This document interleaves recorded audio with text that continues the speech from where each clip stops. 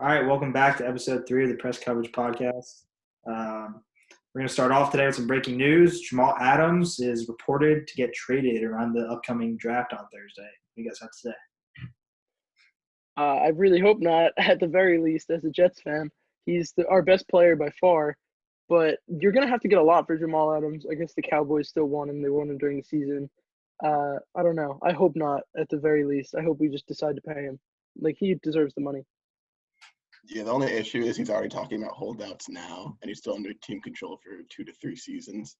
So it could be a bit dramatic if we don't trade him. I agree I'd rather keep him and eventually pay him. But it gets a little tempting once you see a team like the Jaguars maybe trading the 9th pick and a few extra picks, because you can get real value there. You get your wide receiver of the future and your tackle of the future. But overall, Jamal Adams runs that defense. It falls apart without him, as was seen in the few games they missed last season, and he's much more valuable to keep as a player. Yeah, the only rumor that I saw was to the Cowboys, and to me that doesn't really make that much sense because I feel like you let Byron Jones in your secondary, and you're not paying Dak Prescott. So I feel like you have to pay your quarterback before you go out and trade for somebody big like that. So I don't really believe, at least to the Cowboys. I didn't really hear about the Jags, but I mean, I guess it's a possibility. All right. Yeah, I don't see an obvious fit anywhere. So I think more than likely he's going to end up staying with the Jets for now. But we'll see what happens by draft day. So today we're going to be doing our mock draft. We're going to be doing it based off teams that we think, like what we think that teams are going to do.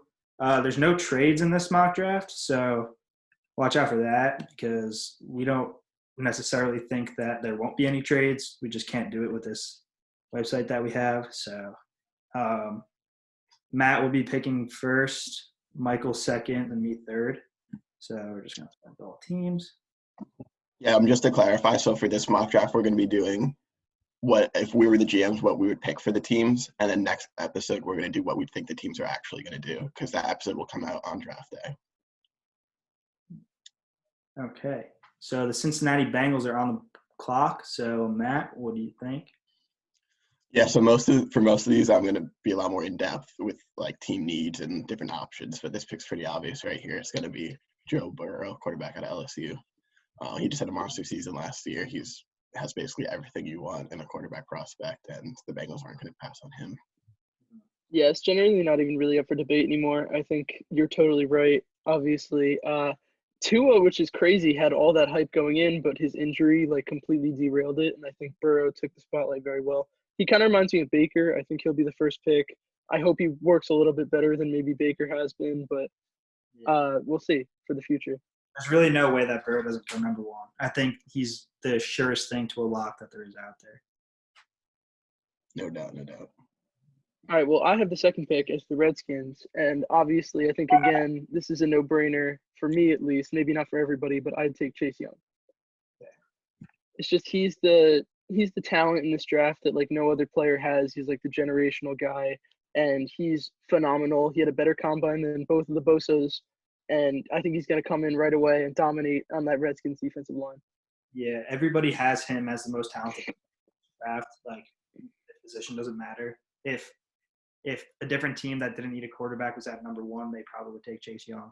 He's the best player in the draft overall, so it makes sense. Yeah, even though the Redskins D-line is already strong and their weaknesses elsewhere, you just can't pass on a guy like Chase Young. He's too talented. He's a generational talent when it comes down to it. No doubt. All right, so I'm up at number 3 with the Detroit Lions.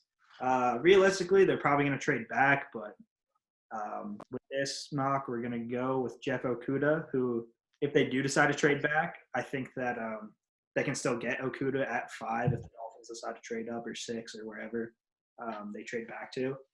But Okudah is very talented. He didn't have too many interceptions his senior year, but he's a very talented corner. He has a little bit of Jalen Ramsey, but a little bit more like disciplined.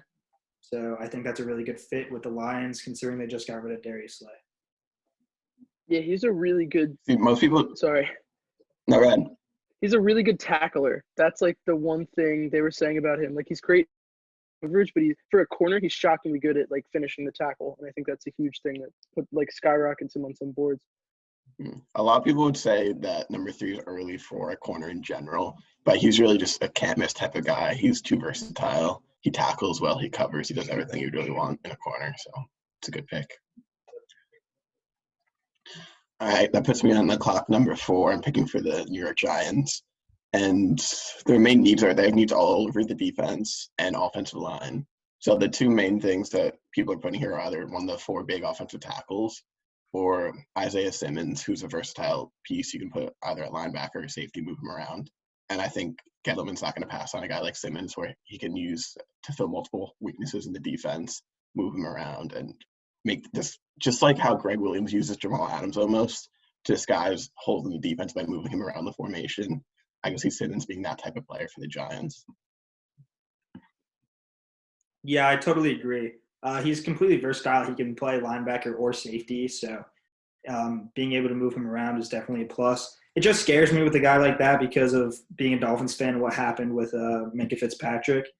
They wanted to put him at all these different positions. He kind of just wanted to have that one position, that safety, and that made him upset and made him want to leave. So that's the only thing that makes me nervous, picking a guy like that so early. I think this is generally the first pick that I'm going to disagree with you. I think you should have went tackle. I think there's so many great tackles in this draft, and the Giants have desperately needed offensive line help. Nate Solder's no good, and a tackle would have really helped Daniel Jones going forward, and especially since he wasn't the greatest prospect coming out. He had a pretty good rookie year, but you have no idea what he is. It's better to get him protected than shore up the defense. But I think the pick is valuable. And I agree. You definitely can't go wrong with tackle here either. No doubt. Yeah, and I would be next for the Miami Dolphins. And as much as I would love to troll the Dolphins and pick Justin Herbert when Tua is still available, I think for sure, no doubt, if the Dolphins stay at 5, they have to pick Tua. I think they should move up to pick Tua. I think he is a potential Hall of Famer. I know he has injury concerns, but so did Carson Wentz. So did Deshaun Watson. A lot of quarterbacks. Patrick Mahomes got hurt in college. They get hurt, but they're still great. They come back and they lead you to the playoffs. But you don't want to bank on injuries, but he could be a Hall of Fame level talent. He has the accuracy of Drew Brees. He can be mobile like Russell Wilson.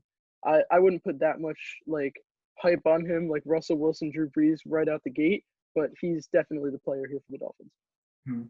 As a fan, obviously I want to see them take the big name like Tagovailoa, but I don't know if they'll be able to get him at 5.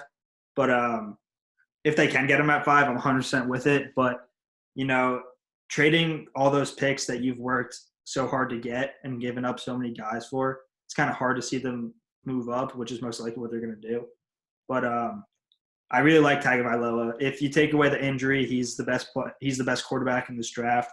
Him and Joe Burrow have basically the exact same stats from college if you put them side by side, despite Joe Burrow put up all those numbers in 1 year. So I guess when you look at a guy like Tagovailoa, he's putting it together over years, and there's not really a chance of him being a one-hit wonder. It's really just the injury concerns. I agree. It is mainly just the injury concerns, but it's a big concern, right? He's had multiple injuries, kept him at the end of the season last year. And the big thing is that team doctors really haven't had a chance to see him since most of the visits have been online. They haven't been able to physically check the player. So that's the reason there's a chance he falls in the draft, because teams are going to be overly concerned since they haven't been able to see him for themselves. I think that's unbelievable. Even if he has these injury concerns, if there's so much hype around him being a potential Hall of Fame guy, how can you not pick him early as early as possible? I mean, if there's a chance his career just ends, you're giving up a lot of draft capital for risk. Yeah. I think that his biggest injury was obviously the hip, and ankle injuries happen. Patrick Mahomes had the exact same injuries and got surgery on his ankles too in college. So that's not really a concern for me. It's really the hip. It seems as though he's healing better. So honestly, the last guy that the Dolphins passed on who was injury prone was Drew Brees, and look what happened to him. So I just don't want to see that happen again. So I think you got to go out and get your guy into it. Okay, I'm up here at number 6 with the Los Angeles Chargers, and I'm going to go with Justin Herbert here. I know a lot of you guys think that offensive line. But Herbert is. I've seen this. I've seen the tape, and he's got a big arm. He's an athletic guy, and I think that he can really command an offense. He did it at Oregon, and he had a successful career there. And I think he could do it again here with the Chargers. As much as I don't like Justin Herbert, I think the perfect place for him to go is the Chargers. I think they have the best offense set up for him, and they have so many weapons, and he has such a big arm, it'll work out. But I just don't love him as a prospect, especially that early. But quarterbacks are a huge need. The Chargers just gave up on Philip Rivers. I think he would be a good successor. I just don't know what you're going to get out of him, even as a franchise guy. Like Philip Rivers never won a Super Bowl. I don't know if Justin Herbert will ever win a Super Bowl, even if he's good. But I understand the pick. I think I like it. I think it's interesting, and I think that would be the best place for him. I just don't know if it works out the best for LA. Yeah, I agree. It's the only reason he's being mocked in the top 10, top 15 is because of the position. Talent-wise, he's not, in my opinion, he's not that type of prospect where he should be going off the board in the top 10. If I were to comp him to an NFL quarterback right now, it would probably be Mitch Trubisky, with the upside of being a Josh Allen type. So that would be solid, but there's a lot of risk. He made a lot of foolish mistakes in college. He's got all the talent in the world, though. Again, if he gets coached up right, he could be great, but it's a lot. He has a lot of improvements to make. Yeah, I definitely see the Josh Allen comparison. He's athletic, he can run the ball, and he's got that big arm. At the Senior Bowl, the Dolphins actually suggested that he throw without taking a step, like straight, like not planting, and he bombed the ball maybe 60 yards or something like that. So he's got very great arm talent, very athletic, which is what the NFL is going towards today. Yeah, I agree, but his accuracy is just like it's not near as much, or it's just not nearly as good as the other quarterbacks in this class, especially with Tua and Joe Burrow. Their accuracy is unbelievable, and then you have Justin Herbert, who's not even in the same like league as them when it comes to accuracy. He's also just a questionable decision maker at times. Like some of the throws he makes are baffling. He's got wide open receivers, and sometimes he's very timid to throw the ball deep. He threw screens on something like 23 to 25% of his passes, which is unheard of at the NFL level. So we'll see how he can adapt to that. But in his defense, it's easy to learn accuracy than it is to learn power and athletic ability, and he has all that athletic ability. He's got the intangibles. That's what's really most important. All right, am I pick number 7, or are you pick number 7? No, I think I'm up here at 7. Okay. I could see that obviously the Panthers are in a bit of a rebuild. They could go a bunch of different ways. They could go with one of these tackles, but I don't think that's what they're going to do. I think they're going to look on more of the defensive side. So maybe either Derek Brown or C.J. Henderson is probably who they're considering here, and I would go with Derek Brown. He's probably a top 5 talent in this draft. He plays an important position, but not one of the most valuable positions. But when you can get a top 5 talent at number 7 and plug him in the middle of your defensive line and create pressure, stop the run, I think it's a great pick. Yeah, I agree. I think that's a solid statement about it. I think the only way they wouldn't really be picking Derek Brown is if Jeffrey Okudah falls, or Jeff Okudah. But because CJ Henderson is good, I just don't know if he's in the same league as these two guys. I think they're more of the last of the elite defensive guys. And Derek Brown on the interior is going to be a monster. I don't know. Just to add to that real quick, for sure. I think if Simmons falls as well, they won't pass on him at 7. Well, yeah, if Simmons falls too. But I just don't think Simmons is going to fall. Yeah. And if the Giants don't take Simmons at 4, like you were saying, though. I think the Lions could pick Simmons at 3, and then Okudah will fall. I could see that. I definitely here with what's available. With Derek Brown being very talented, playing at Auburn. They picked Brian Burns last year, so obviously in the first round. So obviously they're trying to beef up that defensive line, trying to get after the quarterback, which is very important because they got McCaffrey on the other side and DJ Moore. So I think building up this defense is very important, especially now that Luke is retired. So I think it's a very good pick. Yeah, I agree. All around. All right, you're up, Leb.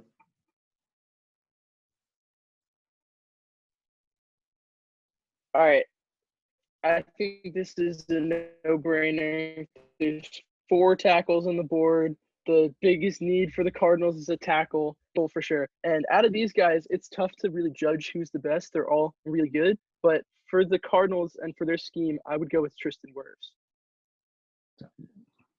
They don't really want a guy who just stands there and be pass protector like Becton. They want someone who can move a little bit more. And I think between those two, those would be the best tackles. So I think they would take Wirfs. Yeah, I like the pick. I think Cardinals are definitely going offensive line. Tristan Wirfs is a big guy. Played at Iowa. He's great in pass protection, and he can also get out there and be a lead block if you need him to. Protect Kyler Murray's weak side potentially. And I think it's a great pick. Yeah, I don't love Wirfs as much as a lot of other guys do. He's probably my number 3 or 4 tackle. But I do think he fits the Cardinals scheme very well. I think there's a good chance to start him off on the right side because that's why he played in college. And there's a chance to either move him to the left side or eventually kick him into guard even. I've seen people saying that he might be more of a guard at the NFL level. But either way, he's a valuable piece for the offensive line. You got to protect those guys that you're investing in. So I definitely think that's a good pick. All right, now I'm up at number 9 with the Jacksonville Jaguars. To me, I feel like they have to go cornerback here and pick C.J. Henderson. He's a talented kid out of Florida playing against big schools. And after getting rid of Ramsey and trading away A.J. Boye this offseason, I feel like that's definitely a position that they're lacking in. His ball skills are great. You got to watch him against he had a great game against blanking. He played very well against LSU, and I think that he's got a bright future in this league. Yeah, I think those are all valid points. I think if it were me, I might have gone wide receiver because I think these wide receivers that are here coming up are going to be like these premier talents that the Jaguars won't really be able to take or turn down. But I think that's a solid pick, more need-based than maybe what my taste would have been. So Yeah, the Jags have a agree with huge it. need at corner. They just traded away Ramsey and they don't Boye anymore. They went from having an elite quarterback duo to nothing at the position, basically. They need to fill the hole and get an elite guy in the first round. I agree with the pick. Yeah, and especially because I see what you mean with the wide receivers, but they have wide receivers. They're young, they're talented, and I think that they got to go out there and prove it. So I feel like I like cornerback better for the Jaguars here. I guess I just like Marquise Lee a lot less than you guys. They cut Marquise Lee. Yeah, he's not even. Oh, okay, good. They have. I'm not a fan of Marquise They're looking Lee. more at DJ Chark, D.D. Westbrook, those types of guys. Chris Conley and what's his name? Cole. They got 4 guys who could play. Keelan Cole. Yeah, but I think Jerry Jeudy, if he was drafted by them, would be the first receiver on that roster right away. Of course he would be, but at the same time, they have very many holes on the roster to fill, and I think they have more important needs than that. And Henderson is also a great talent. It's not like they're reaching for him at 9. He's a very good player. I wouldn't think it's a reach. I agree. All right. Puts me on the board at number 10, and I think everyone sees that Cleveland's probably going to go tackle here if they don't trade down. And I think for them, the best fit, originally I thought Mekhi Becton, but I think more recently, I think the Browns like Andrew Thomas. The Browns want a guy now that they're trying to win with this season. Like their roster, the color cap wise, is set up to win now. They've got all their holes filled, and Thomas is the most pro-ready player. He doesn't have the same upside as a Becton, but if you plug him in right now, he could be your left tackle day one, in my opinion. I could definitely see that. I think that the Browns definitely built up their offensive line in this free agency by going out and getting Jack Conklin. And Andrew Thomas is a great player. He's going to be able to move bodies. He's one of the bigger guys in the draft, and I feel like his ability to literally move people, like not just block them, like physically move them out of their position, will definitely help out the Browns and help establish that run game. Yeah, and I think Andrew Thomas would be a perfect successor to Joe Thomas, the ultimate tackle duo now in Cleveland. I think that's definitely a good pick. And it frees up the Jets with my next pick to take my number 1 tackle, Mekhi Becton. So I appreciate it. I think Becton is going to be like Laramie Tunsil. He's just this huge dude. He can't be moved. That's all we need. We just need someone stopping the edge rusher. The Jets have been horrible at preventing some edge threats. Sam Darnold all the time. You can't really reads and follow the system. I think tackle, obvious need. Wide receiver is another obvious need, so this is a perfect situation for the Jets. But out of all these guys, the best guy is Becton, and the biggest need is Becton.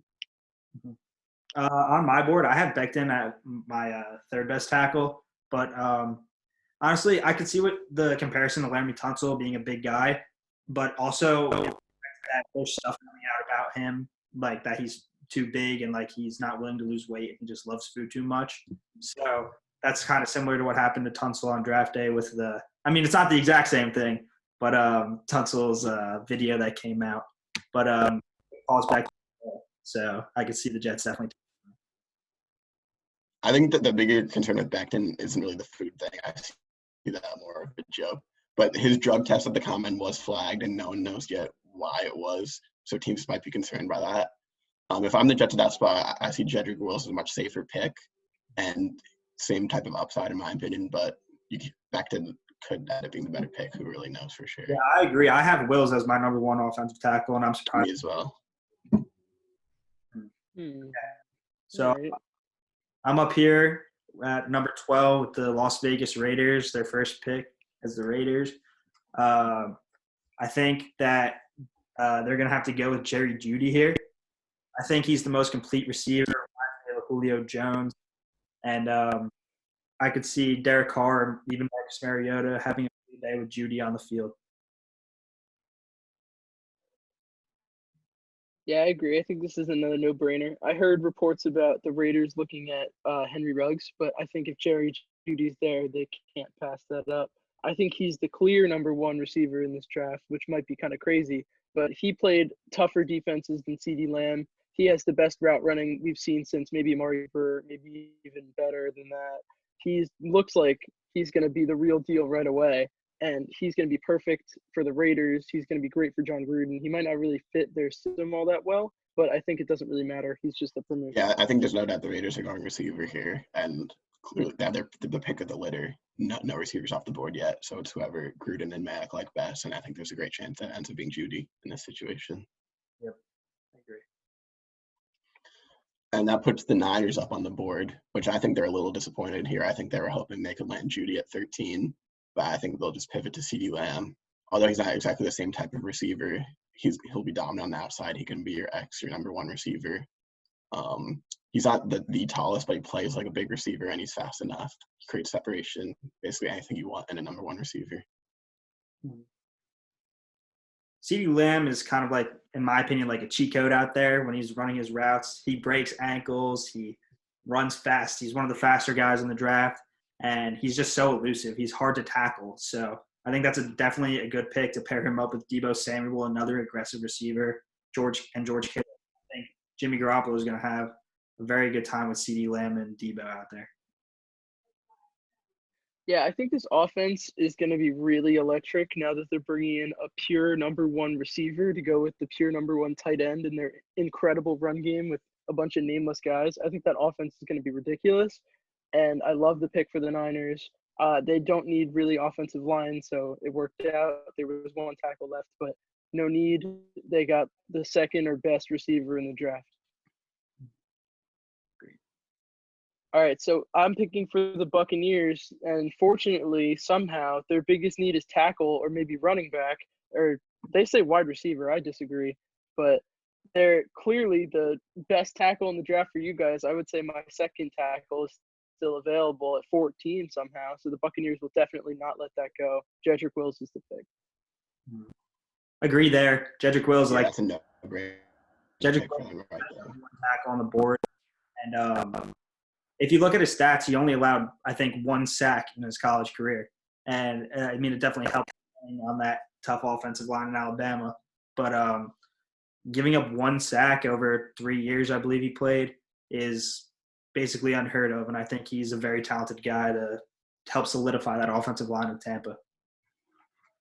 Yeah, I think plugging in Jedrick Wills almost completes that offense, right? You've got Mike Evans and Chris Godwin at receiver. You got Brady in at quarterback now. You still need a running back, but you could fill that later in the draft. And fulfilling that tackle role, the Bucs could have a pretty fierce offense this year. All right, so that puts me up here at number 15 with the Denver Broncos. You got to take the best guy available who also meets their top need, which is wide receiver. Taking Henry Ruggs III here out of Alabama.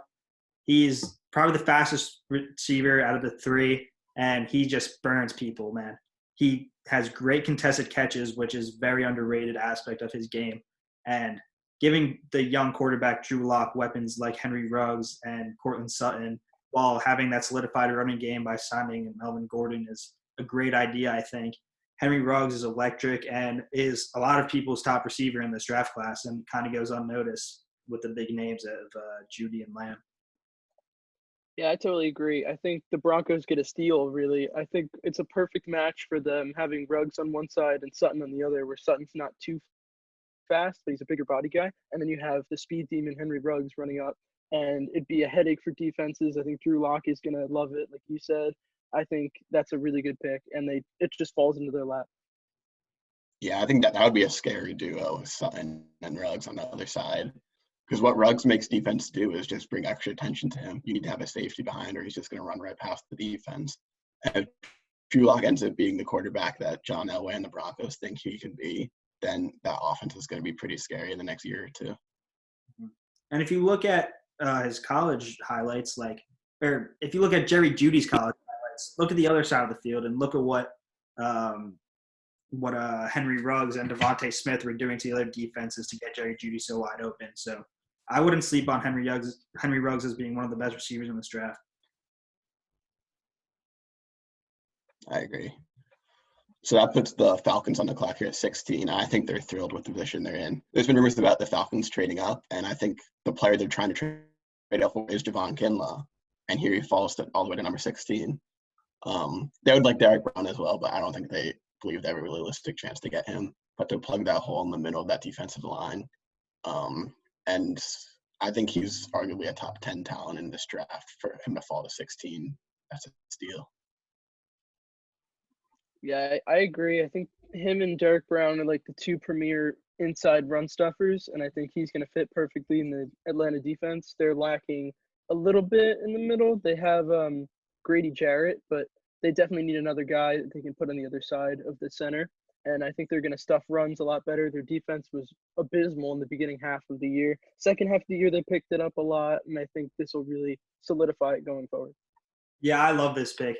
Kinlaw just – So far, all these picks I've agreed with, too. Like, it feels like every single team is getting exactly what they want. Yeah, I love this pick at 16.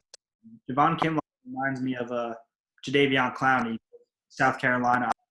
Easy to make the comparison, but he's a bigger guy, not as explosive as Clowney, but he can get to the quarterback, and that's what Clowney's good at too. So we'll see what he can do down in Atlanta if that's what winds up happening.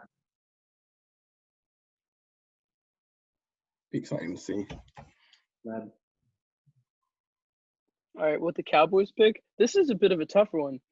They need a corner, but I'm not going to reach too far. They have edge and safety as their other needs, and right at the top, they have Kavon Chessian, I'm so sorry, and Xavier McKinney. And both of these guys are really good. Grant Delpit's good too, but I think McKinney will go before he will. But I guess the biggest position, safety's not as big a need in general as edge. Like the second most important position, I say you could argue, would be edge. You want to first get a quarterback and then get someone who can get the quarterback. And alongside DeMarcus Lawrence, I think they should pick Chassian. Chassan. They should pick Chassan. Kalavan Chassan.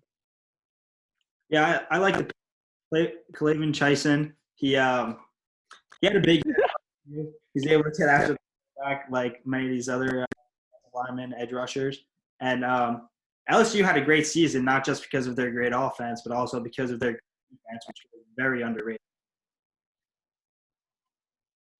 Yeah, I think it's a solid pick. You lining up opposite DeMarcus Lawrence. That's a pretty fierce pass rush. I think personally, I probably would have went with McKinney. They've been, as I said, we talked about at the beginning, they're possibly looking to trade for Jamal. They wanted a safety for a few years. They were looking to trade for Earl Thomas a few years ago. And I think this might be a chance to finally fill that, but you can't go wrong with getting a nice edge presence as well. Mm-hmm. All right, so I'm up here at number 18 with the Miami Dolphins.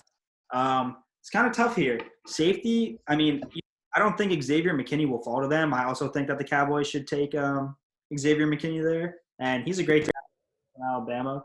But I know I've seen Josh Jones be going here a lot, and it's one of their top needs. So offensive tackle, you just picked your franchise quarterback a couple picks earlier, and I think you need to protect your quarterback. And I think that reaching here is okay to get Josh Jones because you need him to protect your quarterback. So that's who I'm going to go with here.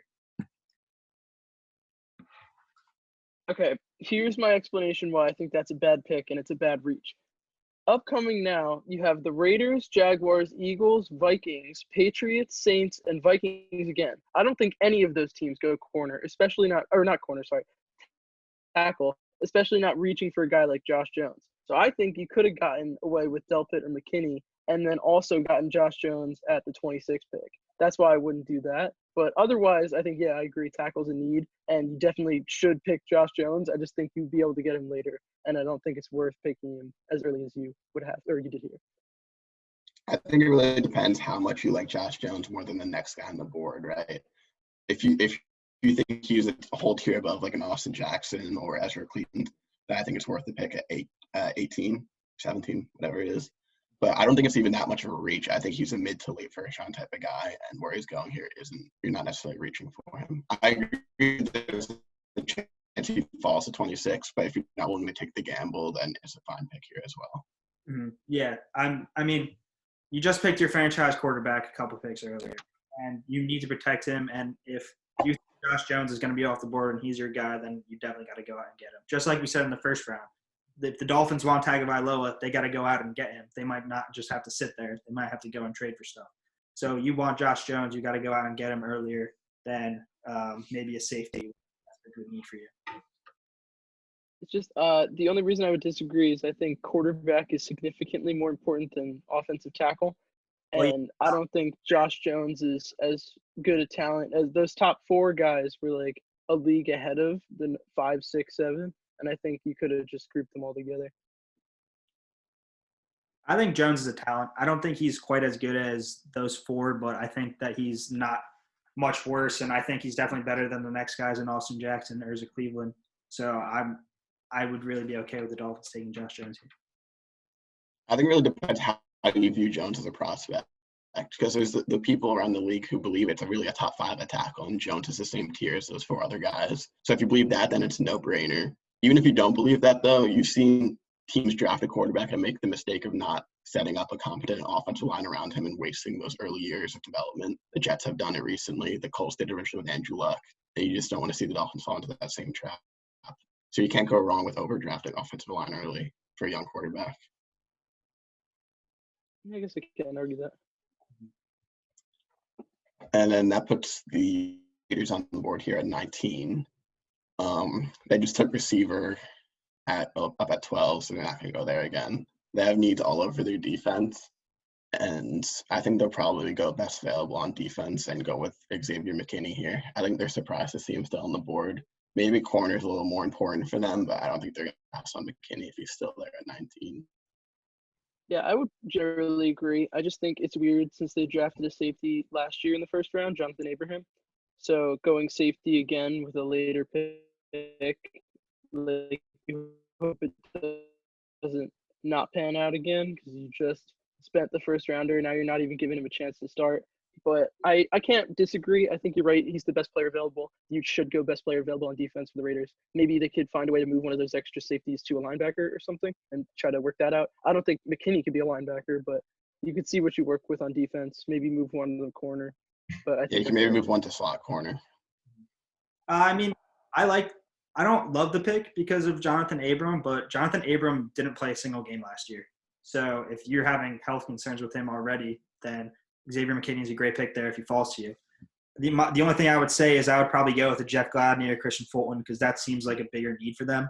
I don't think I can name a single corner on their team off the top of my head, and that's somewhere where they really struggled last year. Teams were just passing all over them, which also has to do with safety, but once you get Abraham back on the field, then I think you need some guys to protect the outside. So that's the only thing I would say there.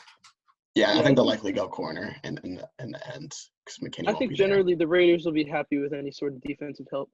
Mm-hmm. This is my pick? Yes. Okay, with the 20th pick, the Jaguars, they need defense because they just gave away their whole defense, but they also need offense. But more importantly, at this spot in the draft, I don't think Justin Jefferson's worth the 20th pick in the draft. So I would go defense. I think you have Grant Delpit. We already picked the corner, so you don't really need Gladney. But there's not really an interior defensive lineman that jumps off. There's not really linebacker. Like Patrick Queen wouldn't really fit with the Jaguars because they already have Miles Jack. So I would definitely go with the best defensive player, fits the scheme. It would be Grant Delpit. Yeah, I like the pick. Grant Delpit's a great safety. I think that they have a couple guys back there on the back end. But, yeah, I agree with you there. I wouldn't pick Justin Jefferson. I think it's a little bit too honestly, it's a fine pick to pick Justin Jefferson, but I just don't see them going for wide receiver this early in the draft, maybe with a later pick in the second or third round.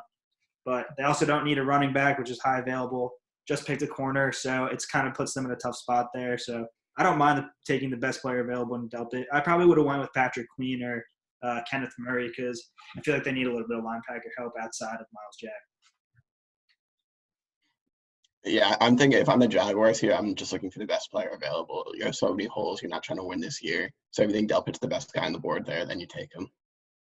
Yeah, and I also think they wouldn't go with Jordan Love right away. I don't think their team is ready to pick a quarterback. I think they're going to tank for another year or so and just build up draft capital, build up everything they can, potentially pick Trevor Lawrence. I think that's what they should do. It might not be what they end up doing, but I don't think this year's their year. I think they stick with Minshew and they just wait it out and see how it goes for next year. All right, so I'm up here again at number 21, the Philadelphia Eagles. I go to school in South Jersey, which is 15 minutes away from Philadelphia. So all my friends down here are Eagles fans, and I've been talking to them, and everybody's preaching the same thing. They need a wide receiver. They need a wide receiver. Make Carson Wentz's life a little bit easier. So I think it's a no-brainer here to pick Justin Jefferson. Honestly, I didn't even watch Justin Jefferson tape. All I did was watch Joe Burrow tape, and he was on there nonstop. He goes out there and makes plays. He's a playmaker. He's fast as hell. He can burn you with speed, and he can burn you with a contested catch. He'll get into the end zone, and I think he'll be a great weapon for Carson Wentz down the line. Yeah, I agree for sure. I think Jefferson's the best receiver on the board. The Eagles desperately need wide receiver help. Aguilar, Alshon, no one can stay healthy, for sure. But maybe you would look for the Eagles at well, they needed. I can't see their needs now. I was just thinking about it before. But they could have gone linebacker. I think Patrick Queen is another guy they might have looked at. But I definitely think if Justin Jefferson's there, they're not going to let him go. Yeah, all offseason, the topic has been Eagles taking a receiver to 21. The only other possible move that I've heard is that they trade up and try to get one of those top three guys. But since it's sitting here at 21, I think it's a no-brainer to take Justin Jefferson, the best receiver still left on the board. Yeah, I don't think they'd be able to really trade up. They don't have like a lot of ammo. I mean, they could if they really wanted to, but they'd have to give up just general draft picks. They don't have like extra from trades or anything. They gave up draft picks to get Darius Slay recently. Not like a big one. I think they gave like a 6th or a 5th. So they don't really have a lot of extra. But if they wanted to give up, I don't think for them. Yeah, Aguilar. Yeah, I don't know if they should either. I just know Roseman, their GM, has been talking about it. Also, Aguilar signed with the Raiders in the offseason, and I've heard that they don't even want to bring Alshon back this year based on his health. So you pick Justin Jefferson, he's your wide receiver one right off the bat pretty much, but with Deshaun Jackson. So if he could stay healthy.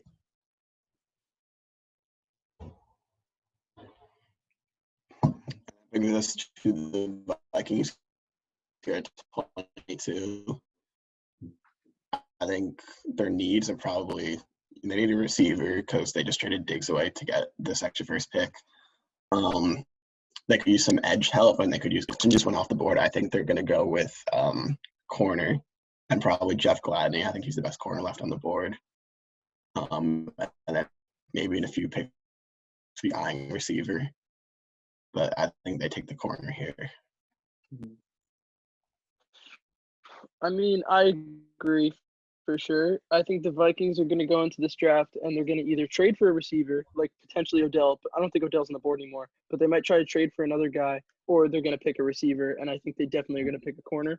They gave up Xavier Rhodes because he sucked last year. They don't really have a lot. I think Mike Hughes might still be there, but he's not really anything special. Like their corners, like they're not really jumping off the board. I don't really know who they are now that I'm trying to think of who they are. So I think definitely they need a corner. Gladney and Fulton are both there. Gladney, I think, might be a little bit better. So I think that's the pick for sure, if this is how it plays out. Yeah, I definitely agree with the position going cornerback, but personally, I like Christian Fulton better. He played against better competition and played a little bit better. But Gladney has more intangibles than Fulton, so I can definitely see developing him and a guy who can be a lockdown corner.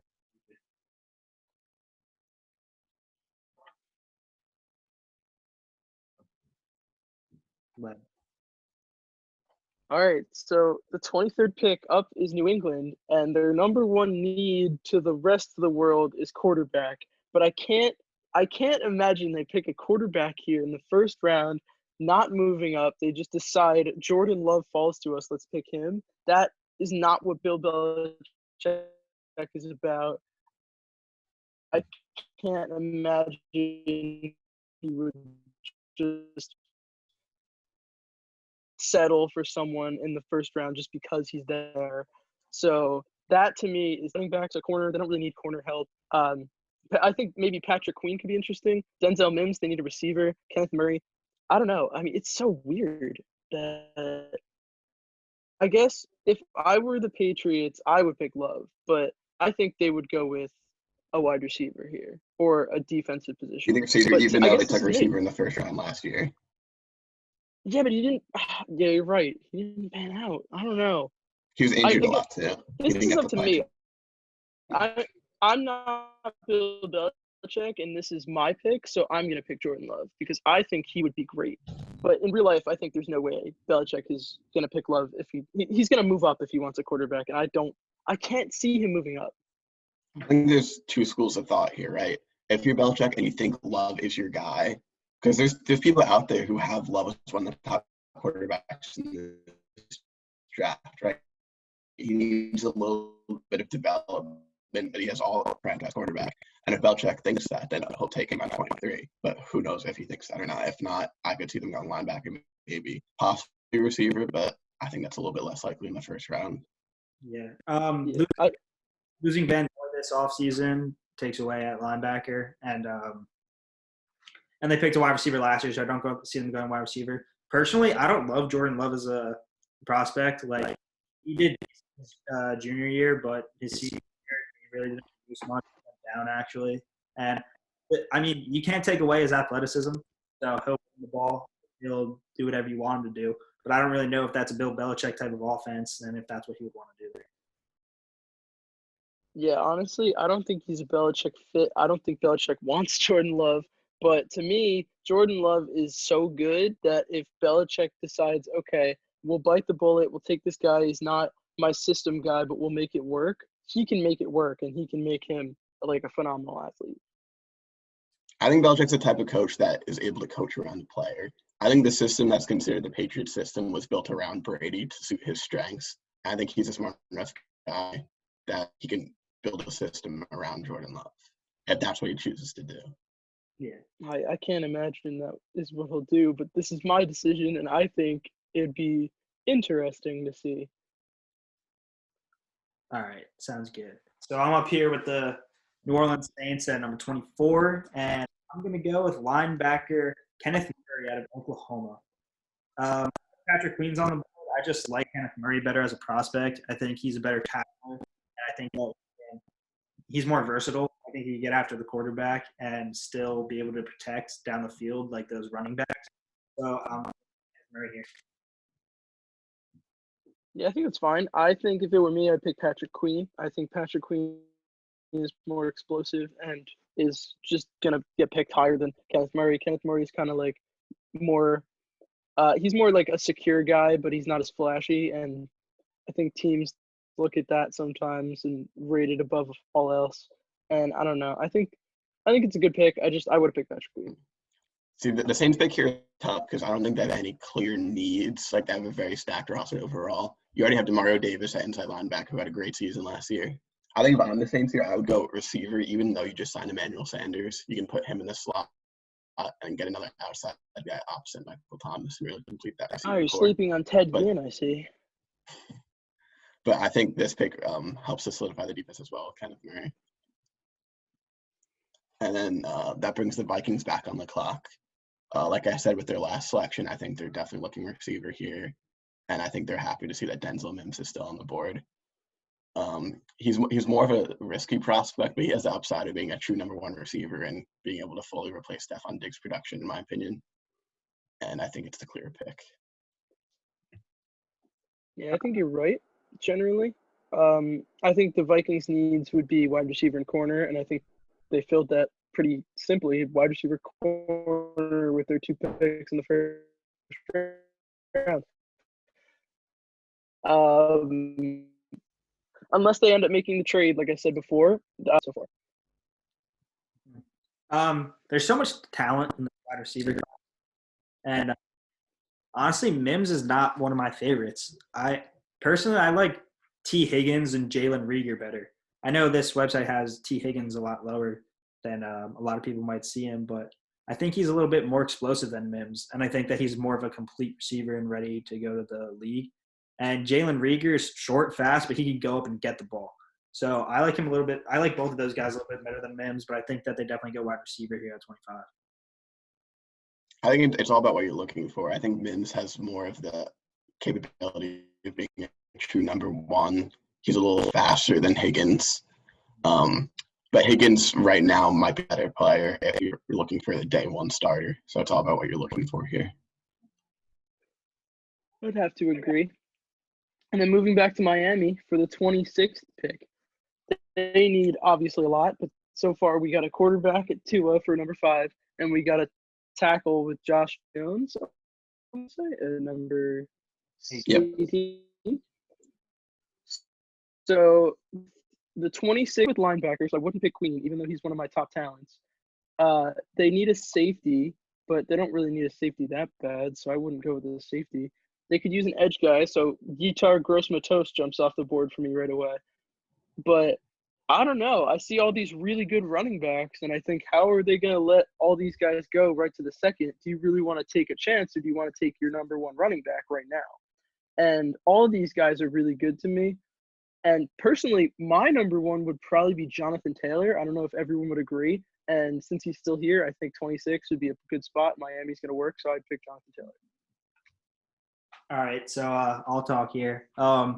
Jonathan Taylor is my favorite running back of all time. I followed him all throughout college, and even in high school. He's a New Jersey kid. He went to Salem, and he is my favorite running back in this draft. The only problem is he's not a receiving back, and the Dolphins, I know that their front office is looking for a guy who can catch the ball. Jonathan Taylor did that a lot his final year at Wisconsin, but throughout his first 2 years, he didn't do that too much. So I feel like the Dolphins are kind of like – I think Jonathan Taylor's the best running back in this draft, and I think they would be stupid to not take him.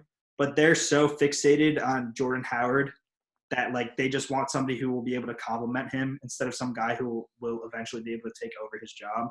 And Jonathan Taylor can catch the ball. Like, it's in his game. Like, he can do it if they want him to do it. But he's more of a complete guy. Like, he's the perfect mixture of speed and power, but lacks a little bit of that receiving ability that they want as their number 2 running back behind Jordan Howard. I think the Dolphins are clearly looking for a running back early in this draft, but I'd be surprised if they take one here at 26 because they have a pick early in the second round, and as we can see here, there's a lot of between Taylor, DeAndre Swift, J.K. Dobbins. If they like them all about the same, I think they would wait to see who they could get in the second. The only way they would take one here is if there's one guy they clearly like above the rest. So if Jonathan Taylor's your guy and you think he's as good as Pete says he is, and I agree, I think he's the best running back in the draft. But you have to think he's a whole tier above the other guys to take him here. It's a good – because the Dolphins pick at 39 too. So if you want to address maybe age and take Gross Matos here, then I could totally see that happening and going after somebody later. I honestly think Jonathan Taylor could drop too because he's not as flashy as some of the other guys. I could definitely see DeAndre Swift being taken before him. So I think Taylor will drop to the second round, but I don't know if he'll fall to 39. So if they really want him that bad, then they should take him at 26. I would definitely go for an edge here and then wait on running back personally. Yeah, I like all three of them, but to me, Jonathan Taylor is so good, and he's going to be a starter right away. I don't know how he's ranked so low. I think he's going to blow up as soon as he hits the league, and I think the team that takes him is going to be very happy that they took him, is all I'm going to say. Yeah, so Wisconsin didn't use him that much in the passing game his first 2 years. That's really what kills him. But he did his senior year or his junior year, and he wasn't bad at it. So I love Jonathan Taylor. I think he's the running back. So I'm up here at number 27 with the Seattle Seahawks, and I'm going to go with the guy who I just talked about a little with Yetur Gross-Matos. Played at Penn State, and he was by far their best defensive player, like not even close. And for the past 2 years, he's been getting after the quarterback. That's what you want in your edge rusher. That's what this allows Seattle to not continue to pursue Jadeveon Clowney and still have that type of production on the edge and have a guy who you're not going to have to pay for a couple years rather than Clowney. Yeah, I think that's definitely an interesting one. I like it, especially if they don't sign Clowney. And I like that Clowney remains available and potentially comes to the Jets for cheap, even though I know you don't like him that much from that.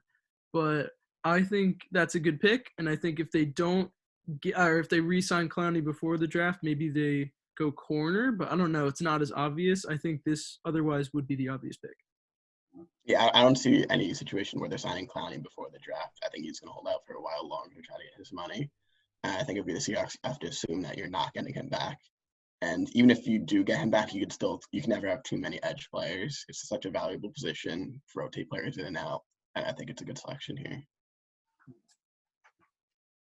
And that brings the Ravens up here at 28. I think they don't have very many holes. I think clearly their biggest need is an inside linebacker. They just let Patrick Onwuasor, their only remaining real starter, I believe, walk to the Jets. And I think they're going to go Patrick Queen here and fill their most important need. Yeah, I think it's the obvious pick. I think that's amazing that he landed to them. And I think so far, almost every team we've had has been very happy with their pick, which is kind of crazy.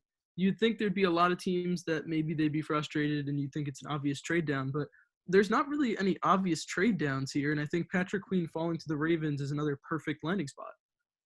Yeah, Queen's a guy who played for LSU. He's a national champion. He did a great job covering running backs this season, locking down guys like Najee Harris from Alabama.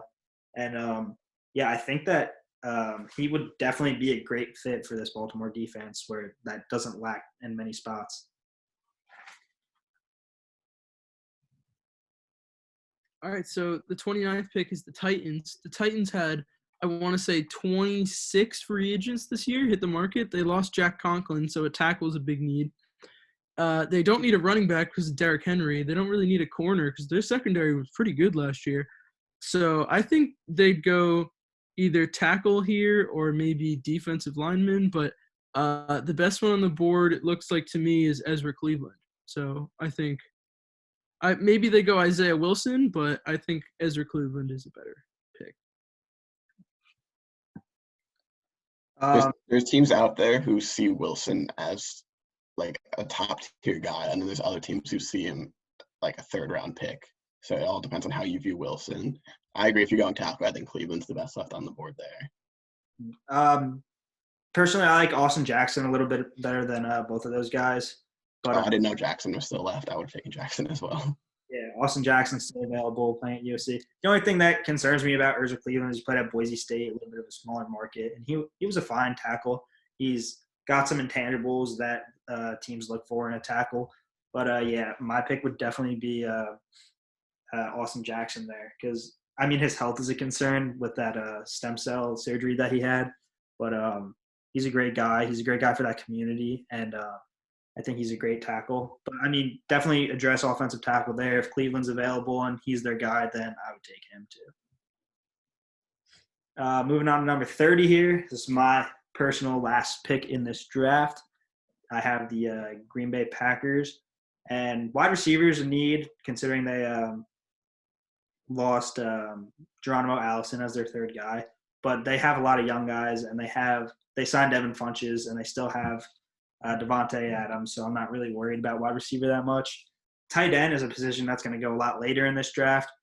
So I'm kind of looking at cornerback here, being surprised that Christian Fulton dropped this far. I'm going to go ahead and take him. Yeah, I think the Niners and the Chiefs are very disappointed that he just went, because if he fell to one of them, they would have been ecstatic. All these teams need corners, and I think that the Packers got lucky that he fell to them. They don't need a corner as much as the Chiefs and the Niners necessarily do, but I think it's a good fit. I think it'll work out alongside Jair Alexander, really locking down that secondary. They have pretty good safeties there, so I think that's a good move for Green Bay. Yeah, Fulton falling to 30. I agree. Green Bay is probably looking for a receiver, but the way this draft has fallen, I don't see them passing up on Fulton there. And they could always get a receiver in the mid-rounds. This draft's pretty loaded at receiver. Mm-hmm. And then that brings the Niners up here. And I think in the real draft, there's no chance the Niners are actually selecting here. I think they're going to look for any chance to trade down.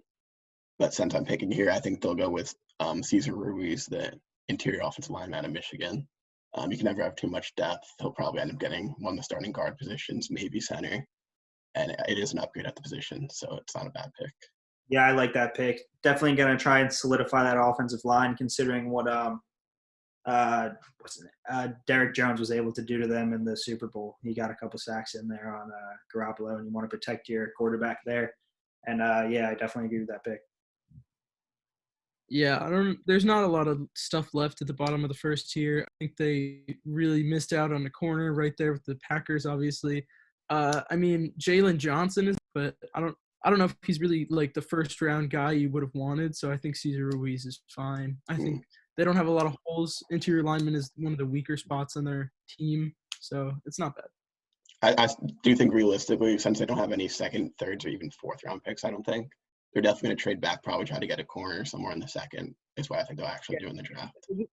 The corners on the board, they're definitely going to trade back. Or if they already picked a corner and they don't like the wide receivers necessarily, they'll probably trade back and get somebody. But they're going to go wide receiver corner at the very least. A cornerback that I just noticed that I see dropping here is A.J. Terrell from Clemson. He had a great year. I don't really see why he's dropping. I would probably have him over Jalen Johnson. And I agree with that. Also, Noah, I don't know how to pronounce your last name. I'm sorry. But, Igabogini. Yeah, I'd definitely take A.J. Terrell up there instead. But I like the pick with Ruiz there, solidifying that offensive line. Well, with the pick in the first round – wait, did you lose me? Okay. With the last pick in the first round, the Chiefs need a corner first and foremost. They could pick a lineman, I guess. They could pick Isaiah Wilson and replace Eric Fisher finally, but I don't know. He's a stalwart on the team. I guess if I were them, I don't know if I'd go running back because you don't really need a running back, and you might want to just pick A.J. Terrell at the corner and finish what's your biggest need. But I don't know. DeAndre Swift, a good pass-catching running back, would be amazing for Andy Reid, and he's still there, and you're not going to pick again for a while. You're not going to get a running back like that, so – I don't know if they could pass it up, so I think I'd take DeAndre Swift. Yeah, I agree with the pick there. DeAndre Swift is one of the more talented running backs in this draft. He's a flashy guy. He is explosive, and he is the definition of breakaway speed. When you put the ball in his hands, he can take it to the house. He can break ankles. He can do whatever you want him to do. And honestly, at me being such a big Jonathan Taylor guy, I really did not want to like DeAndre Swift because I saw a lot of mock drafts having the Dolphins picking him. But after watching the tape, it's impossible not to love him. He's got that breakaway speed that's just different than pretty much anybody else in this draft.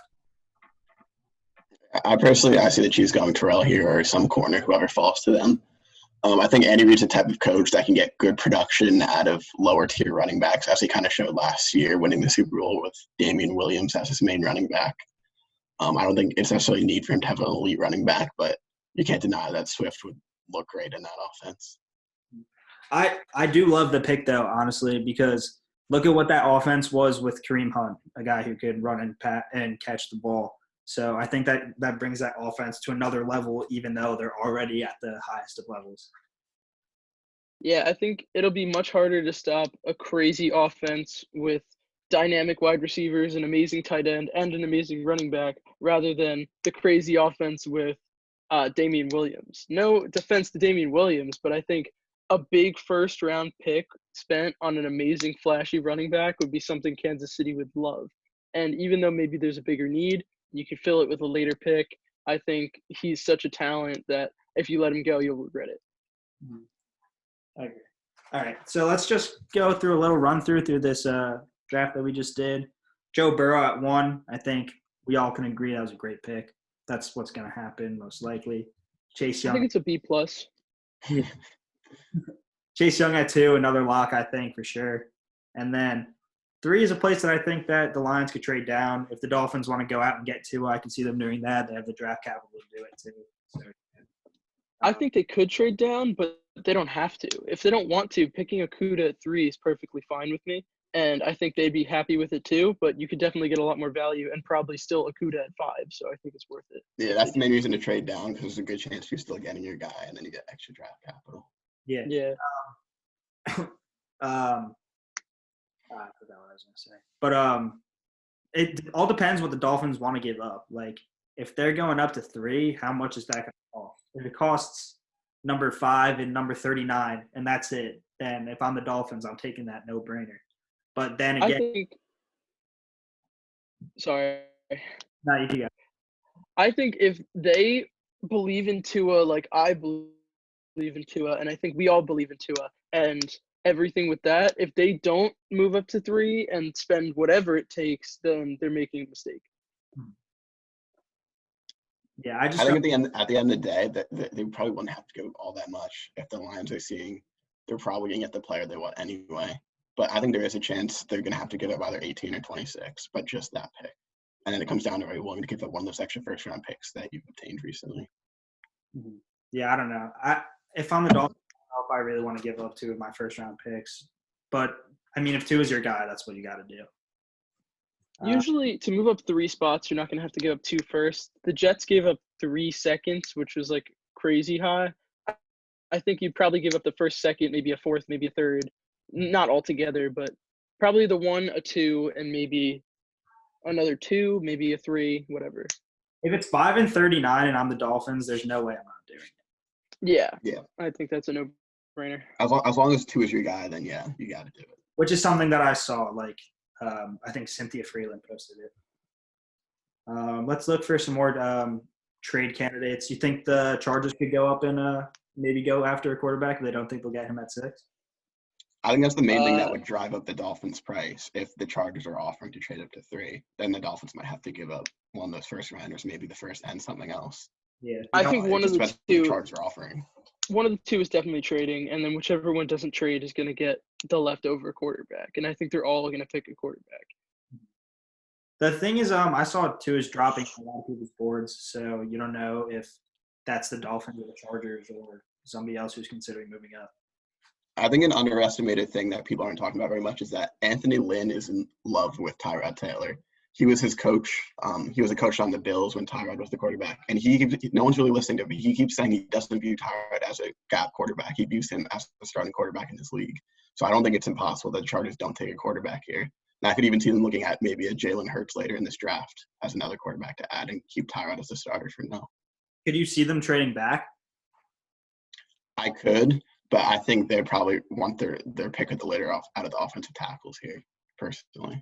Yeah, I mean, maybe if Simmons is still available at 6, maybe they would trade back, get an offensive lineman later for somebody who I can see it. Somebody who values Simmons a high. Panthers, I think, are staying. I don't know. 8 is a no-brainer tackle pick. I think the Jaguars could move back, but I think C.J. Henderson fits for them really well. The Browns could move back, but I think they need a tackle. I think that works. The Jets probably won't move back. They might pick a receiver, but I think if a tackle's there, they pick a tackle. I could I see. mean, a lot of these teams that we picked, like they got pretty much exactly what they wanted, even though they didn't move. I can see the Niners moving back. I can also see the Bucks moving up. Yeah. Yeah, if the that Bucks could don't see happen. one of those 4 guys falling to them, I think there's a good chance they jump to maybe 10 or somewhere around there. Yeah, I don't know if they have enough ammunition to really move up, though.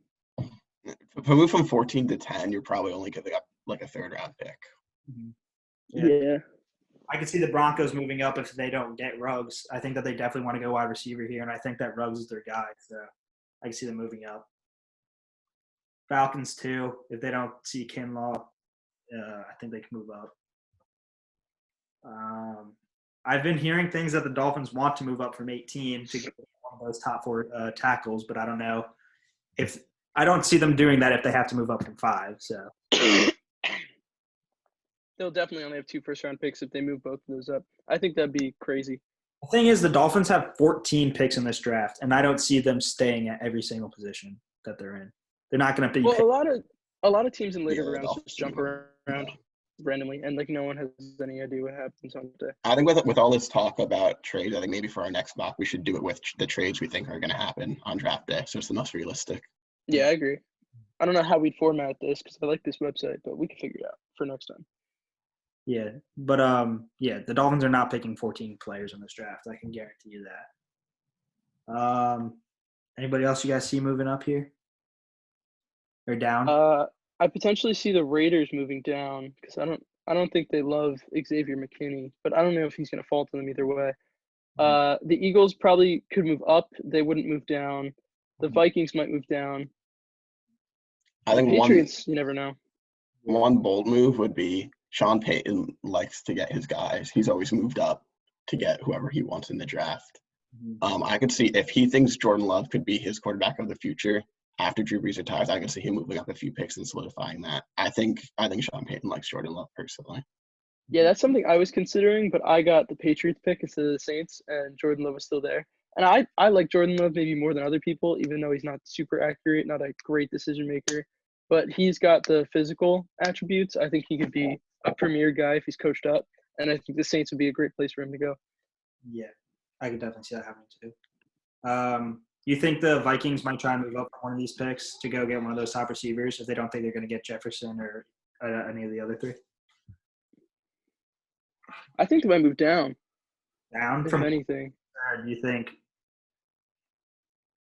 Probably from I think they get one of the guys they want, they get one of the corners they like, and then they move down for the receiver. I personally don't see them moving up. I don't think they need an elite receiver like other teams because you already have Adam Thielen. You just need a complementary piece, which you could definitely get from staying put where you are. Yeah, and they might like Michael Pittman. Go white. I could see Dolphins trading out of 26 because with one of those picks with a 5 and 18. I could see. Yeah, we talked about the Niners moving back, and I could see the Ravens moving up. Up, yeah, I saw that too in a couple mocks. But I also think Patrick Queen falls to them, or one of the linebackers. I think they want a linebacker badly, I would assume. So if they feel they have to move up a few spots, they get one. I think they would be open to it. Is this? Yeah, I think they get lucky and they fall to him. I agree. Is this their first draft without Ozzie Newsome or second? This is their second because Lamar Jackson was Ozzie Newsome's last first-round pick. Okay. Yep. And they fared pretty well last year, right? So I can see them making moves. I mean, they had a good front office around Ozzie Newsome. He wasn't the only driving force there. Yeah, they always have good drafts. Mm-hmm. The Ravens are generally a good run organization. Yeah. That's pretty much all I see for trades. I don't know about you.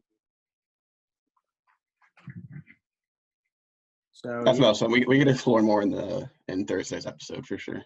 Yeah, so I can see the Colts trading back into the first round if a quarterback they like starts to fall. I can see guys trading back into the first. Who doesn't have a pick? Colts, Steelers, Bills, Texans. Bears. The Texans will not move back into the draft. Yeah, people will be definitely moving back into the first round, I think. Yes. Next episode, we're gonna be doing another mock draft, but it's gonna be a little bit different. This time, we're just doing like what we think, like what we want to happen. next draft, we're going to be doing what we think will actually happen. So we'll definitely be implementing some trades in there and seeing what happens on draft day. That video will be recorded on Wednesday and be posted on the day of the draft. So things might change. Only a couple more days, guys. 4 days from today, 3 days from when you're watching this. But yeah, Can't wait. we're looking forward to seeing what the Jets and Dolphins do and what everybody else does. So it's gonna be a fun time. It's gonna be a little. What do you guys think about the virtual draft? It's gonna be a mess. There's gonna be at least one major thing that goes wrong. It's an interesting move. There, I don't know if I love it, but Did you see that they did like a virtual mock draft and there was like a glitch with the very first pick? oh my god. Yeah, it's gonna be a disaster, but it's gonna be fun to watch. It is what it is. I saw something on Instagram of this guy, and he was like, he had a Bengals hat on, and he was like, all right, so with the first starts glitching out, and the Dolphins guy goes, Yeah, I saw that too. trade back? You don't want Joe Burrow? Okay, cool. Yeah. Hopefully Yeah, it's gonna be a shit show, but it'll be fun to watch. I'm excited for it. push the draft back. I just pray the Jets don't screw it up again. Yeah. I think it also sucks, though, because it was going to be in Vegas this year, and that would have been really cool, I think. And they're gonna have the boats to like row up to the stage. That would have been so sick. But I'm sure they'll do it in the future. And I I think hope so. these guys aren't getting, like, the same moments that other people got. So it's kind of sucks for them. Yeah, that's what it is though. Yeah, but it doesn't suck that bad when you're getting paid millions of dollars. Well, if you make it, you got to be good. So, yeah, I think that pretty much wraps it up for this episode. So we'll be back on Thursday with another video on draft day, and we'll see you guys then. Yep, see you next episode. Peace.